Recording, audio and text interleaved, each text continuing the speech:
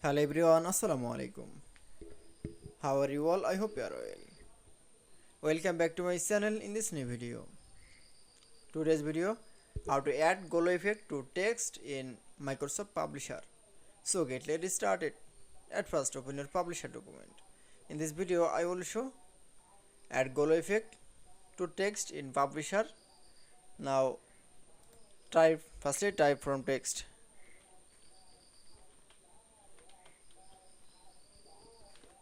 Now select from text. Now this text is font size in a sense.